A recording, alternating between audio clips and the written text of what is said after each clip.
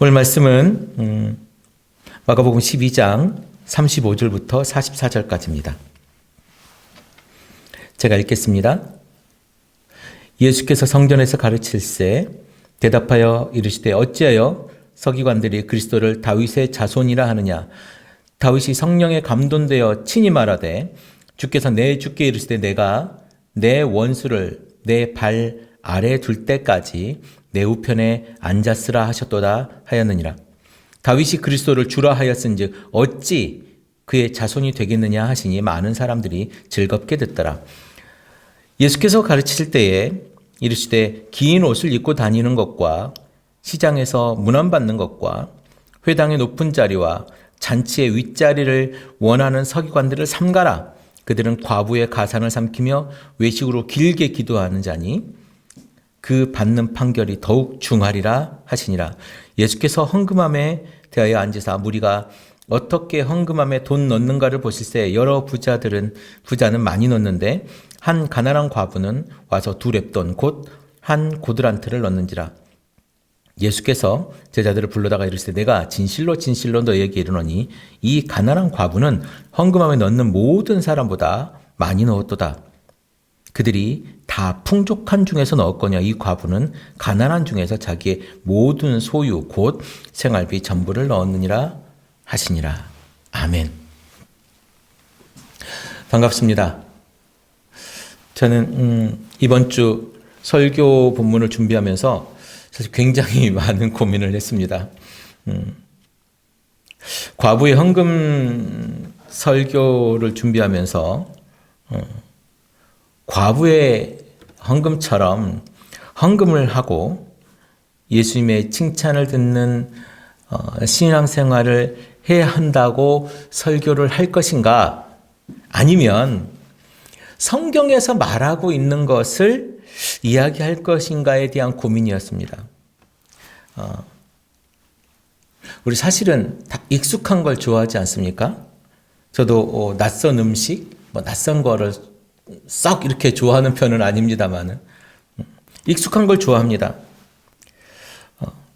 우리는 이 구절, 이 과부의 두 렙돈에 대한 헌금 이야기를 지금껏 들으면서 헌금은 내 삶의 전부를 드려야지, 물질적으로 그래야지, 내가 최선을 다해서 헌금을 해야지, 그래야 하나님께서 감동하시고 예수님께서 감동하셔서 나에게 복을 주시지, 예수님 칭찬하시지 라고 들었습니다. 그리고 부자들의 헌금보다 가난한 과부의 두 렙돈처럼 내 전부를 드리기 위해서 노력해야지 라고 하는 설교를 여러분도 저도 듣고 지금껏 신앙생활을 했을 겁니다. 그래서 제 아는 사람은 실제로 10의 9조, 우리 11조라고 하는 거 있지 않습니까? 이 10의 9조, 그러니까 90%를 드리는 친구도 제가 보았습니다. 제 기억에, 저 어릴 때죠. 그러니까 언제입니까? 1980년대 후반 90년대 요때 일입니다. 그때 제가 중학교, 고등학교 요때였는데요. 그때 제가 건축원금을 작정한 적이 있습니다. 서운해야 하는 것을 지켜야 하기 때문에 함부로 서운하지 말아라. 이런 이야기를 하시면서 했는데 저는 조금 버겁게 건축원금을 작정을 했던 것 같아요. 아마 그것을 반쪽은 교회에 내고 반쪽은 제가 갖고 있었는데 몇 년 전에 성경을 뒤지다 보니까 그때 있었던 그것이 저에게 있었던 것 같습니다. 물론 그 교회는 교회 건축을 하지 못하고 다른 곳으로 이사를 하게 되었죠. 우리에게 이 과부의 두 렙돈의 헌금은 신앙생활 중 헌금의 모범으로 우리에게 교훈되고 있습니다. 누구에게나 익숙하고 그렇기 때문에 다른 생각이나 이런 고민을 해보지 않는 당연히 헌금에 대한 설교 그리고 헌금에 대한 이야기 이렇게 헌금을 해야 되고 예수님께서 생활비 전부를 넣었기 때문에 가장 많이 헌금했다고 하는 칭찬을 듣는 것으로 우리는 생각했습니다. 그리고 당연히 그렇게 설교를 들었습니다. 그런데 익숙하지 않더라도 오늘 우리는 그 이야기를 하신 예수님의 이야기 속에서 속뜻을 한번 나눠봤으면 좋겠다라고 생각했습니다. 지금 헌금을 해라 말아라 이런 것의 문제가 아니라는 것입니다.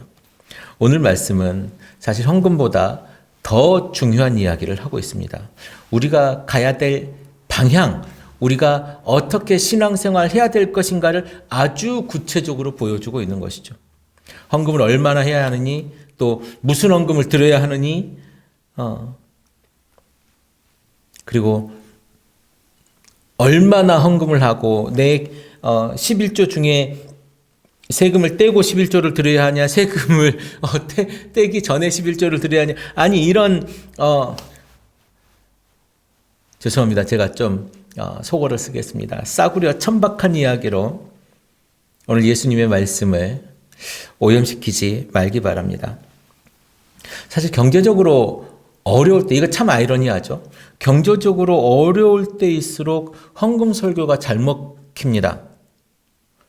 그래서 경제적으로 지쳐 있을 때 이 설교를 들으면, 헌금 설교를 들으면 이상하게도 힘이 더 나고 헌금에 대한 열정이 생기는 경험이 있을 것입니다. 무엇 때문일까요? 우리가 헌금을 어쩌면 돈 놓고 돈 먹기 같은 이런 야바위 또 복권 같은 것으로 생각하는 경향이 우리 속에 있을지도 몰라요. 그렇다는 게 아닙니다. 또한 그렇게 우리가 생각하게 된 데는 물론 우리의 종교성도 있을 수 있겠지만 그렇게 생각하게끔 가르친 자가 있었다는 것이죠. 이게 아마 어쩌면 대한민국이라고 하는 나라에서 그 교회가 승리하는 것이 아닐까. 교회, 대한민국 교회의 승리가 아닐까라는 생각을 해봅니다. 이런 열정적인 헌금과 이런 그 희생이 없었다면 아마 대한민국 교회는 이렇게 부흥하지 않았을 수도, 못했을지도 몰라요. 우리 속에 아마 이 잠자고 있었던 내재되어 있는, 아니 우리가 지금껏 그 속에서 타고났던 이런 종교성을 이렇게 일으켜가지고 그것을 헌금으로 연결시키는 위대한 종교 지도자들이 지금 대한민국에 가득한 것이죠. 그분들이 아마 대한민국 이후의 형적 교회의 모습을 만든 것일지도 모릅니다. 어떤 분은 지금 그거는 아니죠. 나는 아니에요. 라고 대답하고 계실지도 모르는데 혹시 또 한편으로는 맞아, 내가 그랬지 라고 생각하시는 분도 계실 겁니다. 오늘 이 이야기에 대한 아주 중요한 이야기입니다. 목사로서 참 어려운 것이 헌금에 대한 설교예요. 그리고 가끔 민망하기도 할 만큼 저에게 어려운 설교가 헌금 설교입니다. 그런데 오늘은 헌금 이야기이지만 헌금 이야기가 아닌 이야기입니다. 자, 오늘 말씀을 차근차근 살펴보도록 하겠습니다. 예수님이 지금까지 성전에 들어가셔가지고 종교 지도자들과 4번에 걸친 논쟁을 벌였습니다. 이번에 4번의 논쟁은 예수님이 성전에서 상을 엎으시고 나서 성전에서 예수님이 돌아다니시는 것을 보고 당신의 권위가 어디서 난 거냐 이런 얘기를 하죠. 그래서 누가 당신에게 이런 일을 할 수 있는 권위가 주어졌느냐라고 하면서 논쟁을 벌이시는 장면이 있었고요. 황제에게 세금을 바치는 것이 옳으냐 그르냐. 그래서 예수님 이런 말씀을 하시지 않습니까? 가이사의 것은 가이사에게, 아버지의 것은 아버지에게 이런 얘기를 하지요. 그리고 세 번째 부활에 대한 논쟁을 하지 않습니까? 그러면서 그 여인의 남편이 누구의 남편입니까? 누구의 아내입니까? 뭐 이런 이야기를 하죠. 누가 이 여인의 남편입니까? 이런 얘기를 하죠. 그러면서 예수님 무슨 얘기합니까? 부활은 죽은 자의 것이 아니라 산 자의 것이다. 이런 얘기로 부활 논쟁을 마무리하시죠. 네 번째, 그러면 가장 큰 계명이 무엇입니까? 첫째는 하나님의 유일하심을 가지고 하나님을 섬기는 것이고, 두 번째는 이웃을 내 몸과 같이 사랑하는 것이다 라고 하는 이야기를 하죠. 그리고 서기관이, 율법사가 그렇게 지혜롭게 슬기롭게 대답하는 것을 보고 하나님 나라가 멀지 않았다. 너에게서 하나님 나라가 멀지 않았다. 그런데 멀지 않았다라는 것은 하나님 나라를 받았다는 것이 아니라 하나님 나라가 멀지 않았고 조금 더 너에게 필요한 것이 있으니 그것은 율법의 실천이다 라고 하는 이야기로 우리가 이 네 번의 서기관들과 종교 지도자들 간의 논쟁을 우리가 봤습니다.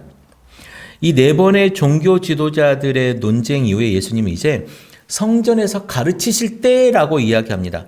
지금껏 먼저 공격을 누가 했나요? 그러니까 논쟁의 공격을 이 종교 지도자들이 먼저 했습니다. 그런데 오늘은 예수님이 대중들을 상대로 가르치고 계셨다라고 하는 모습입니다. 그러니까 적극적으로 이제 이 사람들에게 예수님의 말씀을 전하고 있었다. 예수님이 말씀을 전하고 있었다라는 거죠. 우리는 지금껏 종교 지도자들과의 이야기를 따로따로 구분해서 우리가 이야기를 들었습니다만은 사실은 이게 그 하나의 맥락, 하나의 전체적인 이야기이죠. 바로 이 이야기는 오늘 과부의 헌금 이야기까지도 마찬가지입니다. 이 이야기는 하나의 요런 이야기가 아니라 전체적으로 하나님 나라에 대한 이야기를 하고 있는 거죠. 이 하나님 나라에서 해야 될 일들이 어떤 것이냐, 바로 무엇이 하나님 나라냐, 하나님께서 주시는 그 하나님을 섬기는 그 자들, 그런 자들이 하나님을 섬기는 것과 같은 마음으로 이웃을 섬기는 것, 그것이 일어나는 그 나라, 율법, 하나님께 주신 그 말씀이 이게 법이 되는 그 나라, 이것이 하나님 나라라는 것이죠.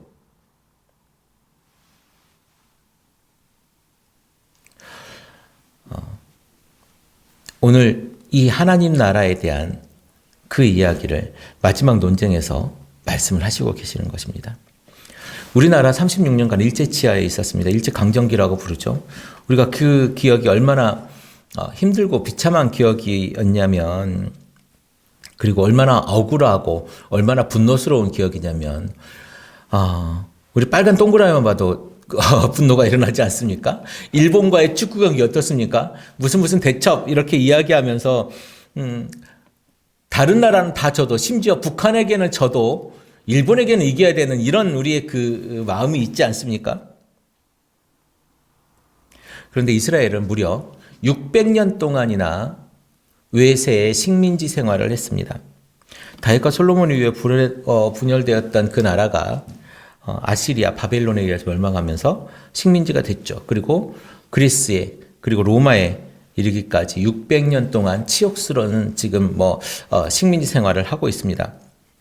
이런 곳에서 이들은 메시아를 기다리고 있다는 거예요. 이런 곳에서 이들이 메시아를 기다리고 있기 때문에 그 600년 동안 눌려있던 거기에서 메시아는 어떤 역할을 해야 되겠습니까? 군대처럼, 아니면 강한 장수처럼 일어나가지고, 심지어 골리앗처럼 일어나가지고 다윗의 자손, 이 다윗의 그 어마어마한 그 능력으로 우리를 구원해 주면 좋겠다라고 하는 그런 생각을 하고 있었을 겁니다. 이런 곳에서 이들은 이런 생각으로, 이런 모양으로 메시아를 기다리고 있었던 것이죠. 그런데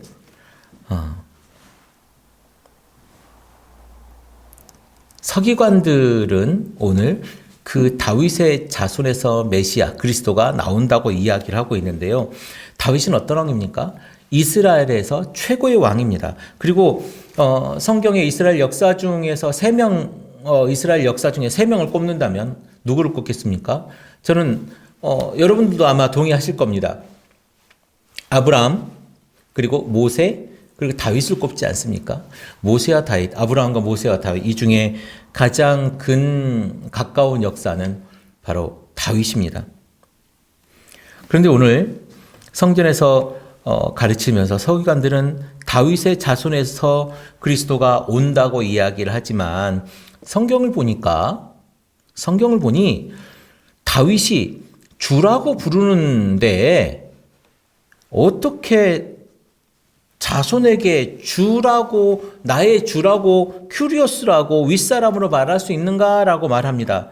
또한 오른쪽에 계속 앉아있으라 이런 얘기를 하잖아요. 이 오른쪽은 뭐냐면 나의 오른쪽은 나를 내 대신 다스리는 것, 본인을 대신해서 다스리는 것을 섭정이라고 하지요. 지금 그 주를 내 오른쪽에 앉아있으라고 얘기하는 겁니다. 어떻게 내 대신 나보다 낮은 사람, 내 자손을 내 오른쪽에 섭정을 하게 합니까? 보통 어른, 아버지가 이렇게 하죠. 할아버지가 이렇게 하지 않습니까? 그러니까 다윗의 자손이 아니라 예수님께서 말씀하시는 그 메시아는 다윗의 자손, 그렇지 다윗의 자손인데 그 다른 영적 존재라는 것입니다. 우리가 예수님에 대해서 예언하고 예수님에 대한 그 성경의 예언을 볼 때 우리 예전에 인자라고 하는 이야기를 들으면서 이 이야기를 제가 몇 번 말씀을 드렸는데요. 다니엘 7장 13, 14절은 예수님에 대한 예언 중에 굉장히 중요한 예언입니다. 내가 또 환상 중에 보니 인자 같은 이가 하늘 구름을 타고 와서 옛적부터 항상 계신 이에게 나아가 그 앞으로 인도되매 이렇게 이야기를 합니다. 인자, 예수님 본인을 뭐라고 이야기합니까? 인자, 하늘에서 그의 소멸되지 않는 영원한 권세요. 그의 나라는 멸망하지 아니할 것이라 라고 이야기를 합니다. 이 영원한 권세자의 그 인자가 바로 예수 그리스도 하나님 그리고 인자라는 겁니다. 예수님 자신을 인자라고 부르잖아요. 그 인자가 이 인자라고 우리가 그때 배웠지 않습니까? 오늘 예수님은 이 서기관들에게 이 이야기를 던지면서 더 큰 이야기를 하고 싶었던 것입니다. 이 서기관들은 예수님이 태어났을 때요, 어떤 일을 했었냐면 동방박사들이 헤롯 궁에 와가지고 이스라엘 왕이 어디서 태어납니까? 라고 얘기했을 때 이 서기관들이 알고 있었습니다. 뭘 알고 있었냐면 베들레헴, 유대 땅 베들레헴에서 이 메시아가 태어난다 라고 알고 있었습니다. 그런데 경배하러 가지 않았죠. 알고 있었다니까요. 유대 땅 베들레헴에서 태어난다라고 알고 있었습니다. 오늘 이들은 다윗의 자손, 물리적인 다윗의 아들, 손자, 이런 증손자, 고손자, 이 다윗의 자손에서 메시아가 태어난다라고 생각하고 있었던 거예요. 그래서 우리가 달라이라마가 죽으면 또 환생을 한다고 하잖아요. 그래서 찾으러 다니는 것처럼 이 사람들도 그런 물리적인 다윗의 자손에서 누가 태어날 것이다 이렇게 생각을 하고 있었던 거예요. 그런데 물론 그 당시 상황에서 다윗의 자손이 왕처럼 장수처럼 나타나서 군대를 이끌고 나타나가지고 이스라엘을 구원해 주면 좋은 일이지만 성경은 단순히 그 메시아를 사람의 아들로만 이야기하고 있지 않다는 겁니다. 오늘 예수님은 다윗이 주라고 말하는 그 인자가 오신다고 이야기를 하고 있는 것이죠.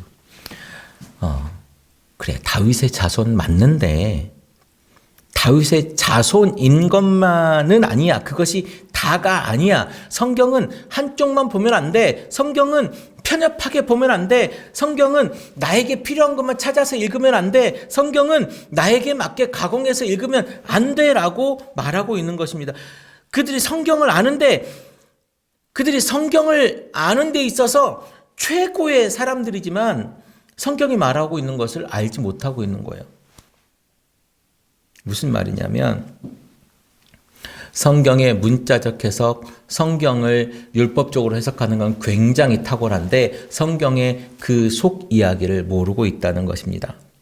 이들이 이렇게 성경을 알지 못하니까 그들이 말하는 것을 가지고 그들이 해석해 주는 것을 가지고 살아가는 이 이스라엘 민족들이 삶이 어떻겠습니까? 오늘 우리도 마찬가지일 거라고 생각합니다.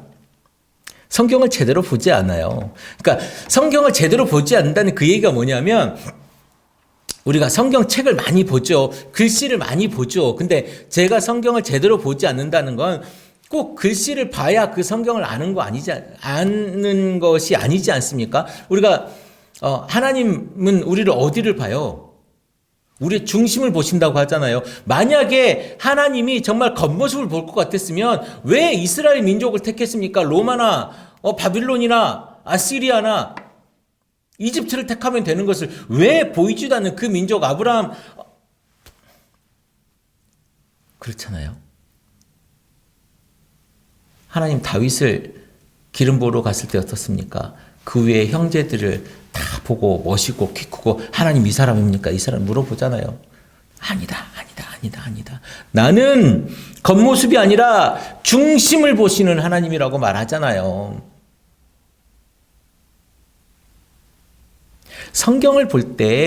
우리가 성경을 볼 때 그 성경의 중심을 봐야 되는 거예요. 그런데 우리 성경 어떻게 겉만 보잖아요. 이거 너무 게으른 겁니다. 너무 게으른 이야기예요. 우리가 어떻게 성경 글씨만 보고 2000년 전에, 아니 더 6000년 전에, 5000년 전에 쓰여진 이 성경 글씨만 보고 어떻게 우리가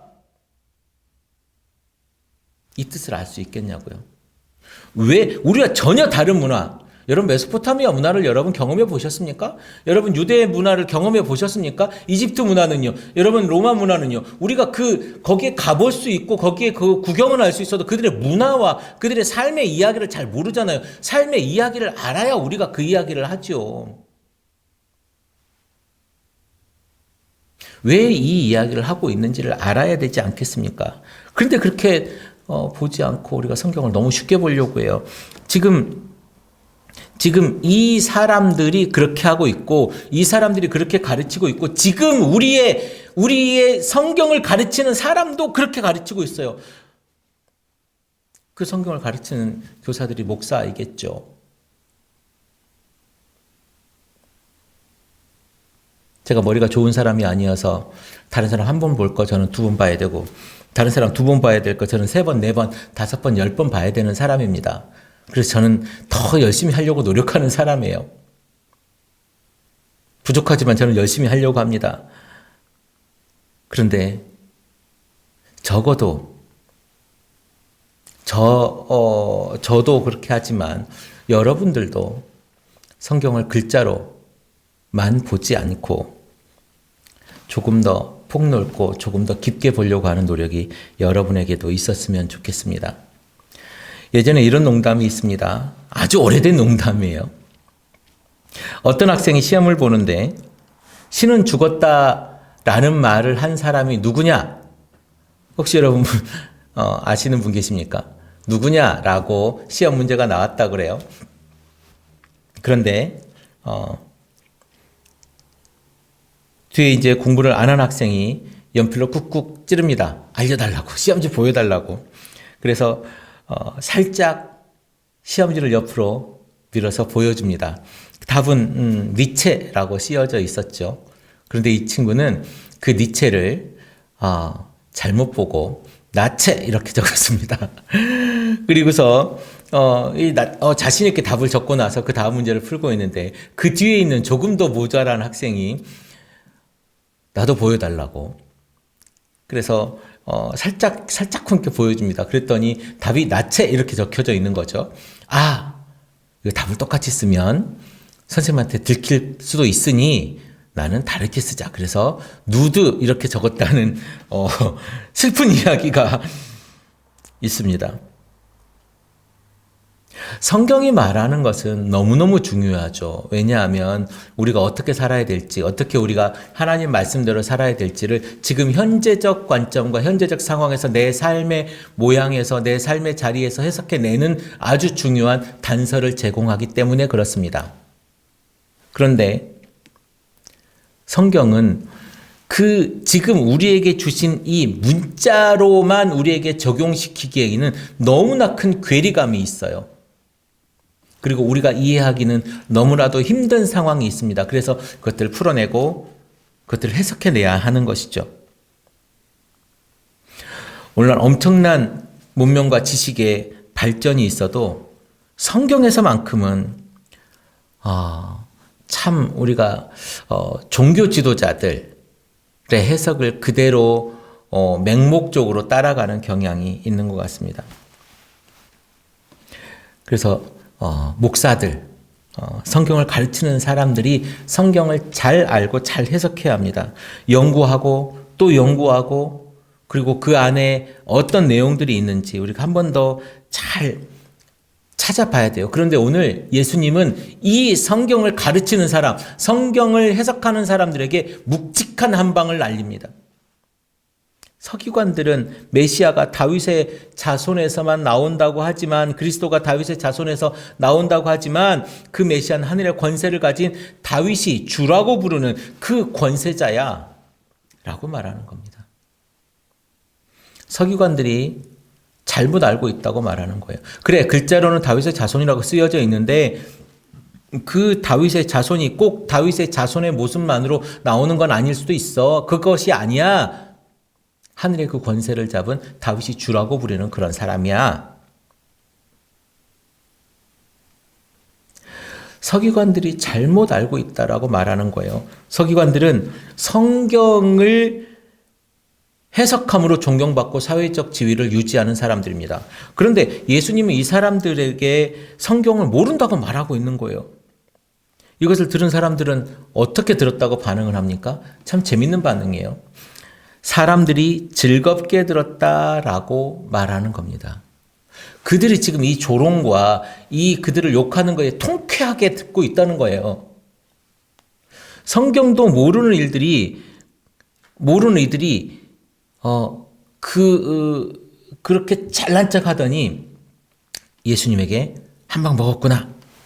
이렇게 즐겁게 웃는 겁니다. 이렇게 대중들의 대중들도 예수님에게로 이렇게 기울어져 가고 있는 이런 상황입니다. 그래서 서기관들이 볼 때, 바리새인들이 볼 때, 제사장들이 볼 때는 예수를 죽여야 할 이유가 하나 더 늘어난 것입니다. 오늘 말씀은 38장 39절 보니까 예수께서 가르치실 때에 이르시되 긴 옷을 입고 다니는 것과 시장에서 문안받는 것과 회당의 높은 자리와 잔치의 윗자리를 원하는 서기관들을 삼가라.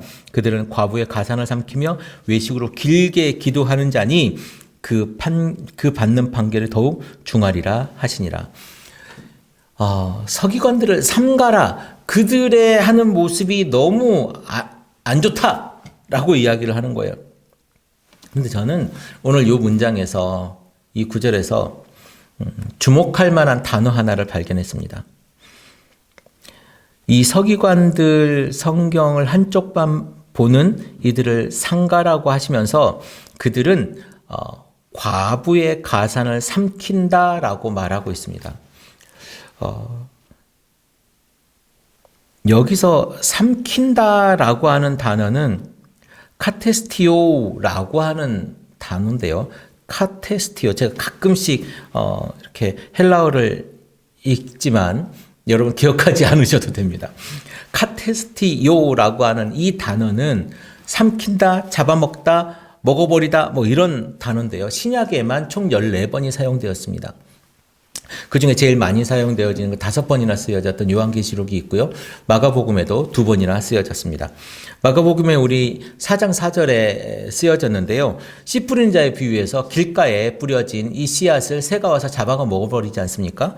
이 새는 우리가 예수님이 해석할 때 뭐라고 해석해 주십니까? 이 새는 사탄이 와서 말씀을 집어 먹어버린다, 이런 이야기를 합니다. 이 단어가 절대로 긍정적으로 쓰여지지 않아요. 오늘 쓰인 서기관이 쓰인 이것만 봐도 결코 건강하게 쓰여진 건 아닙니까? 아니지 않습니까? 과부의 가산을 삼키며.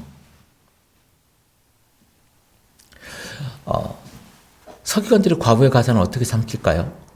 그때는 남편을 잃었으니까 과부가 됐겠죠? 그러면 이 과부에게 남편의 재산이 상속이 되어집니다. 그런데 이 재산 상속의 검증, 검인, 보증을 받기 위해서는 율법 대리인이 필요한 거죠. 여기 이제 대리인에서 검증을 해야 되지 않겠습니까? 그 검증을 하는 그 법률 대리인이, 그러니까 지금으로 말하면 상속 전문 변호사 뭐 이런 거겠죠. 그런 사람으로서 역할을 서기관들이 했어요. 율법사로서 서기관들이 했기 때문에 이 서기관들이 그렇게 보증을 서주면서 과도한 수수료를 챙기는 거죠.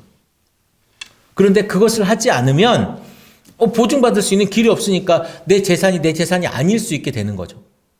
그래서 보증받기 위해서는 당연히 해야 되는데 그 사람들이 이 과부들의 재산을 탐하고 있는 겁니다. 또한 서기관이기도 한 대제사장들은 이 과부들이 11조를 하지 않았다고 해서 그 가산을 모조리 몰수하는 일도 있었습니다. 예수님은 이런 일들을 지금 정면으로 이야기하고 있는 겁니다. 오늘 예수님은 서기관의 이 종교 지도자에 대한 가면을 벗기고 그 이면에 감추어져 있던 이 잔혹하고 심지어 악마적인 이 일들에 대해서 들춰내고 있는 거예요. 우리 목사들이라고 표현해서 그렇습니다만은 목사들 속에 물론 사람이어서 탐욕이 있을 수도 있겠죠. 좋습니다. 교회가 탐욕스러울 수도 있죠. 좋습니다. 그런데 성경을 아는 교회라면, 성경을 아는 목사라면 그 탐욕을 절제하고 정말 하나님 앞에 어떻게 하면 하나님 앞에 바로 설 것인가, 어떻게 하면 하나님께서 말씀하신 그 율법대로 예수님이 죽으면서까지 다 이루었다 완성해 내고자 했던 그 율법대로 살아가고자 하는 그 모습을 우리가 보여줄 것인가를 고민해야 된다고 저는 생각합니다.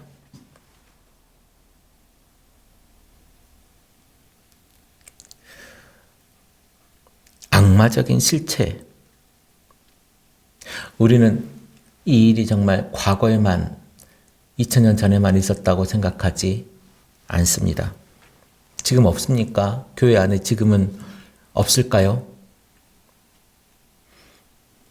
이런 일들이 우리에게 있었다면 우리가 회개하고 다시 주님 앞에 바로 서기 위해서 노력해야 될 줄로 믿습니다. 하나님의 성경을 통해서 말씀하신 보호해야 될 세 부류가 있습니다. 고아와 과부와 나그네입니다. 이들은 성경을 통해서 교회에서 보호해야 될 그럴 존재들이었습니다. 예수님이 율법사와 이야기합니다. 첫째 되는 계명이 무엇입니까? 하나님은 유일하시고 그 하나님을 사랑하는 것을 목숨 걸고 해라. 그리고 이것이니, 둘째는 이것이니 내 이웃을 내 몸과 같이 사랑하라 하는 것입니다. 이게 율법사가 얘기했던 첫째 되는 계명이 무엇입니까? 라고 하는 것에 대한 예수님의 답변이었습니다. 마태복음 22장 37절에 39절에 똑같은 예가 나오는데요. 예수께서 가라사대 내 힘을 다하고 목숨을 다하고 뜻을 다하여 주 너의 하나님을 사랑하셨으니 이것이 크고 첫째 되는 계명이요 둘째는 그와 같으니 내 이웃을 내 몸과 같이 사랑하라 하셨으니, 둘째는 그와 같다는 겁니다. 둘째는 뭡니까? 하나님을 사랑하는 것과 같이, 그것과 같이 내 이웃을 내 몸과 같이 사랑하라는 것입니다. 하나님을 사랑하는 것과 이웃을 사랑하는 것이 같다는 거예요. 그런데 우리는 어떻게 살아갑니까? 예수님은 지금 성전주의자들, 율법주의자로 타락해가는 이 성전을 바로 세우고 싶었던 겁니다. 내 집을 만민의 기도하는 집으로 세우고 싶었던 거예요. 이 성전을 통해서 하나님 나라가 세워지는 것을 보고 싶었던 거예요. 그래서 율법 이야기를 하면서 율법 말씀을 하시면서 계명대로 살아라라고 말씀하시는 겁니다. 서기관들에게 그게 아니고 너희들이 지금 살아가는 이런 것이 아니고 율법이야. 그 율법을 실천하는 거야. 대접받고 착취하고 그들의 가산을 삼키는 너희들의 모습이 아니라 기득권을 가진 너희들, 종교적, 사회적, 정치적 지도자들 너희들이 그들을 보호해야 하는 거야. 이것이 하나님 나라를 만드는 거야. 팔레스타인과 메소포타미아의 영향권 아래서 그들은 살면서 그 많은 신들을 섬기는 것이 아니라 오직 하나님을 섬기는 이스라엘에게 다른 것, 그것이 무엇이겠습니까? 그것이 가난한 자들, 과부들, 고아들을 보호하고 그들을 섬기는 거 아니겠습니까? 그들이 죽지 않게 만들어내는 거 아니겠습니까? 이게 바로 룻기에 나오는 그 고엘과 같은 그런 거 아니겠습니까? 죽지 않게. 오늘 예수님은 이 과부의 헌금을 앞에서 보고 계셨습니다. 이 헌금함은 어디에 있냐면 이방인의 뜰이 있고 이방인의 뜰 안쪽에 들어가면 여인의 뜰이라고 있습니다. 이 여인의 뜰 안에 헌금함이 우리처럼 이렇게 하나가 있는 것이 아니고요. 이 성전 안에 헌금함이 13개가 있었다고 그래요. 근데 제가 이 13개가 왜 있었을까라고 찾아봤는데, 재밌는 게 있습니다. 헌금 항아리 13개가 있는데, 첫 번째, 두 번째 항아리는, 반세겔의 성전세가 있었고요. 세 번째, 네 번째는, 번제를 드리지 못하는 여인들이 이에 상응하는 값에 해당하는 비둘기의 값을 내는 거예요. 마태복음 22장 22절부터 24절 보면 예수님께서 예수님의 어머니 마리아가 예수님이 태어났을 때 이제 이 비둘기 한 쌍 값을 드리는 내용이 나오죠. 그리고 5번 항아리는 제단에 사용되는 목재, 이 목재 구입 비용 헌금이 있었고요. 6번은 분향단에 올리는 향을 사라고 하는 헌금이 있었습니다. 그리고 7번 항아리는 성전에서 사용되어지는 금잔의 수요에 대한 헌금이 있었고요. 8번은 속죄제 제물을 사고 남은 돈, 9번은 속건제 제물을 사고 남은 돈, 10번 항아리는 비둘기 제물을 사고 남은 돈, 11번은 나실인 서원을 하고 제사를 지내고 나서 남은 돈, 그리고 12번은 문둥병자 정결례를 마치고 남은 돈을 헌금하는 거였다고 합니다. 그리고 13번째 항아리는 자원헌금, 그러니까 우리로 말하면 감사헌금 같은 거겠죠. 그러니까 각자 13번 감사헌금을 제외하고 나서는 거의 대부분 목적에 맞는 그런 목적헌금 같은 것이었을 겁니다. 예수님은 이 헌금 항아리들 앞에 앉아 계셨다라고 지금 성경은 기록합니다. 그러면서 많은 사람들이 무리들이 헌금하는 걸 보고 계시면서 부자들이 헌금을 보시고 과부의 2렙돈 헌금하는 것을 보고 있었습니다. 제가 서두에서 잠깐 말씀드렸습니다마는 이 본문에서 우리가 집중하는 단어, 그게 많이라고 하는 단어입니다. 많이. 그리고 생활비 전부를 넣느니라. 이런 단어에 우리가 너무 집중하고 있는 게 아닌가라는 생각을 해요. 그래서 우리는 헌금을 어떻게 해야 돼? 많이 생활비 전부를 헌금해야 돼. 그 생활비 전부는 목숨 걸어야 되는 그 모든 것을 이야기하는 거거든요. 그렇게 해야 돼라고 우리는 거기에 너무 집중하고 있는 거예요. 사실은 그 생활비 전부를 넣었던 그 과부의 마음, 그리고 그것을 넣을 수밖에 없었던 그 상황들에 대한 고민을 우리는 하지 않은 거예요. 이 과부가 얼마나 가난한지, 얼마를 헌금했습니까? 렙돈 2닙.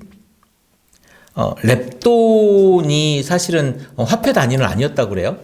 그래서 친절하게 설명을 해주죠. 한 고드란트. 여러분도 잘 알지만, 우리 이제 다들 교회를 오래 다녔으니까 잘 알지 않습니까? 잘 알지만, 한 고드란트는,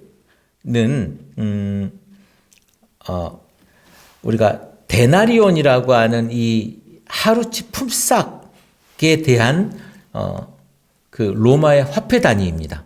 그러니까 한 데나리온의 64분의 1. 어렵습니까? 네. 그렇다고 그래요.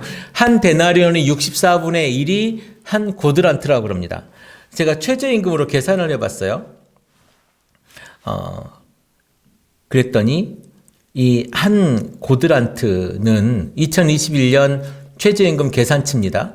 그래서 한 고드란트는 1,090원입니다.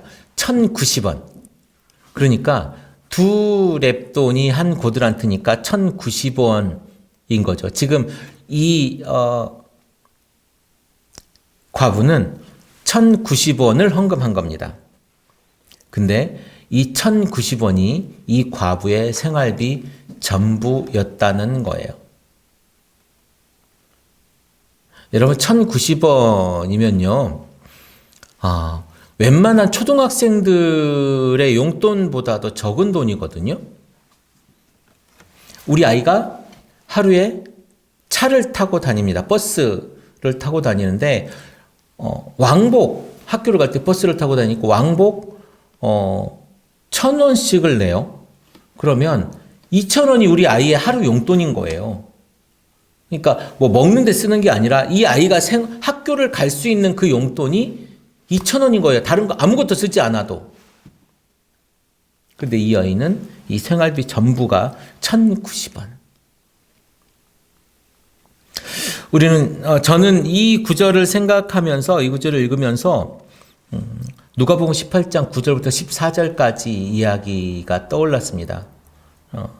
또 자기를 의롭다고 믿고 다른 사람을 멸시하는 자들에게 이 비유로 말씀하시되 두 사람이 기도하러 성전에 올라가니 하나는 바리새인이요 하나는 세리라. 바리새인은 서서 따로 기도하며 이르시되 하나님이여 나는 다른 사람들 곧 토색, 불의, 간음하는 자들과 같지 아니하고 이 세리와도 같지 아니함을 감사하나이다. 나는 일에 2번씩 금식하고 또 소득의 11조를 드리나이다.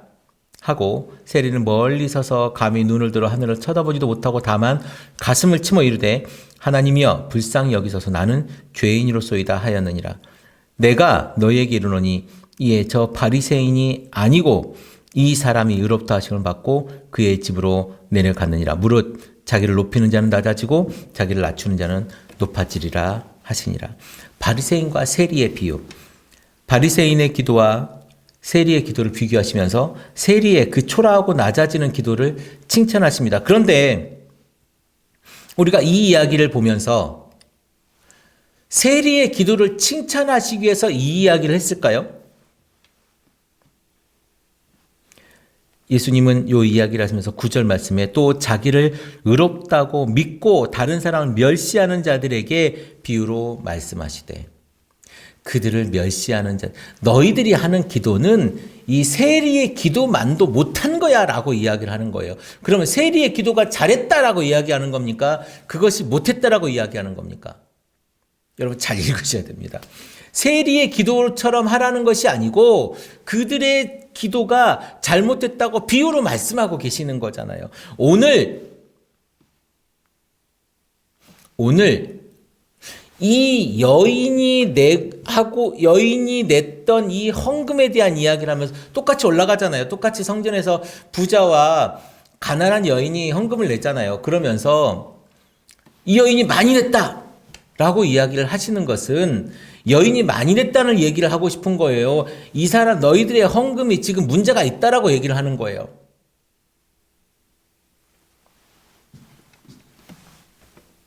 오늘 우리가 나누고 있는 이 과부의 헌금 이야기는 그렇게 이 여인이 헌금을 할 수밖에 없었던 그 이유들이 몇 가지가 있어요. 정치적 이유가 있습니다. 그 당시 헤롯이라고 하는 이 사람이 로마에 굉장히 친화적이었거든요. 그래서 로마에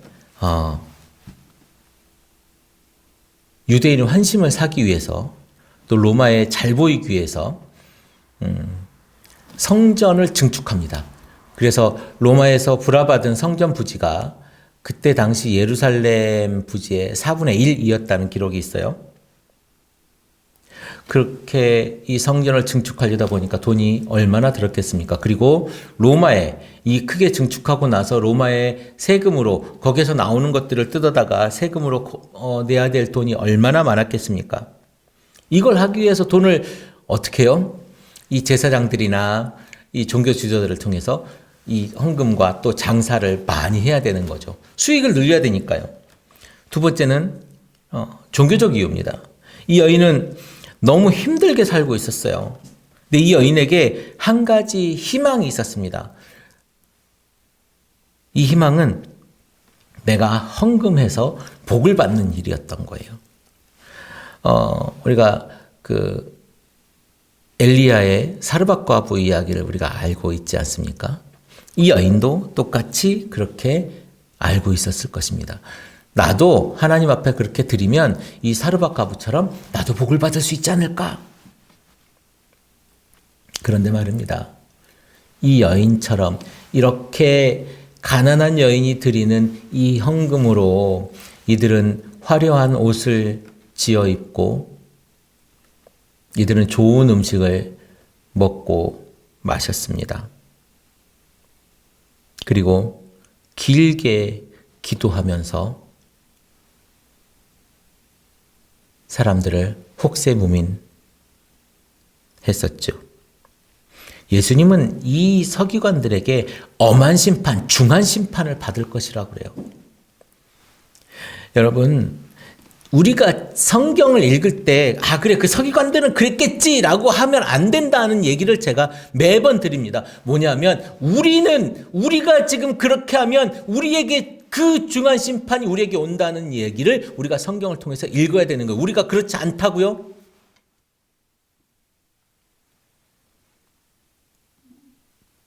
하나님의 율법대로 하나님의 율법을 정의로 세우지 않고 타락한 이 사람들에게 지금 예배와 율법을 다시 재건하라고 예수님은 부르짖고 있는 거예요. 우리에게 지금 율법의 정의, 하나님의 정의, 성경의 정의가 우리에게 지금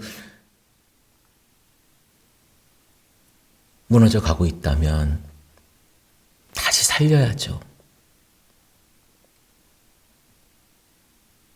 그것을 세우라는 거예요. 그것이 교회를 일으키고 세우는 아주 중요한 지름길이라는 거예요. 아니, 아주 중요한 기준이라는 거예요. 지금 우리에게 말입니다.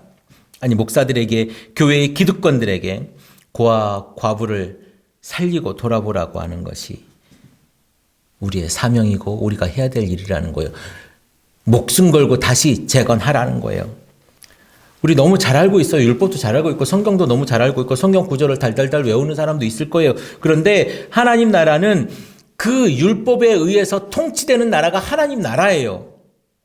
지금 예수님은 하나님 나라에 대해서 이야기하고 있는 거예요. 헌금에 대해서 이야기하고 있는 것이 아니라는 거예요. 그 돈 많은 사람들, 그 서기관들 너희들이 하고 있는 거 이거 아니야. 서기관들이 말하는 그 다윗의 자손이 메시아로 나타나 우리를 이끌시는 것이 아니라 하나님으로서의 그 권위를 가진 그 존재가 이제 그 율법으로 하나님 나라를 다시 세우실 것이라는 그분이 바로 메시아라는 거지. 우리는 성경이 어떤 것인지 아는 것이 굉장히 중요해요. 성경이 무슨 말을 하는지 아는 거 굉장히 중요해요. 그래서 우리는 알아요. 아니, 그걸 알기 위해서 우리는 열심히 성경 공부도 하고 열심히 성경도 봐요. 그런데 중요한 것은 그 알을 따라가는 것이 하나님 나라를 만드는 것이라는 것을 아는 게 너무 중요한 것입니다. 내가 그 알을 가지고 있으면 그 알을 따라서 살면 하나님 나라가 이루어질 것이라고 하는 그 믿음, 하나님께서 약속하신 그 믿음, 네가 그렇게 살면 하나님 나라가 너에게 지금 임할 거야. 그 믿음, 내가 그 하나님 나라의 주인공이 된다고 하는 그 믿음, 오늘 그것을 말씀해 주시는 겁니다. 오늘 이 과부가 칭찬을 받은 것은요, 가난한 중에도 자기가 가진 모든 것을 드립니다. 다시 말씀드리지만 이 두 렙돈이 중요한 게 아니에요. 내가 세상에 가지고 있는 그 희망, 내가 정치적으로 얻고 싶었던 그 희망, 내가 종교적으로 얻고 싶었던 그 희망이 아니라 내가 가지고 있는 진정이 향하는 그곳은 하나님의 나라라는 거예요. 그것을 위해서 내 것 다 바치는 거야. 로마도 착취하고 서기관도 착취하고 세상이 왜 이래? 나는 하나님 나라를 바라고 보면서 살 거야 라고 하는 것을 보여주는 겁니다. 자신의 전부가 향하는 그것이 하나님 나라라는 거예요. 지금 예수님은 이 순전한 믿음을 칭찬하고 계시는 겁니다. 다시 말씀드리지만 오늘 말씀은 부자들이 가지고 있는 몇 프로를 바쳐서 너희들은 적게 한 거고 가부의 100%를 바쳐서 우리 많은 것을 드린 거야. 자, 우리 최선을 다해서 100% 헌금할 수 있도록 내 삶의 모든 것 100%를 헌금합시다. 그러기 위해서 우리가 노력합시다. 이것이 예수님께 칭찬받는 길입니다. 라고 하는 것이 아니라 제발 우리 이렇게 사기 안 쳤으면 좋겠습니다. 지금 성경은 그렇게 얘기하고 있지가 않아요. 지금 계속되는 하나님 나라를 말씀하시는 중에서 율법에 있는 하나님 사랑, 율법에 있는 이웃 사랑을 하지 못하는 서기관을 비판하고 있는 거예요. 이 여인이 그 비참한 마음 가운데 하나님을 향해 드리는 그 두 렙돈의 믿음을 보신 거라는 겁니다. 오늘 우리 더처플 커뮤니티 우리 함께 말씀을 듣는 우리는 그 하나님 나라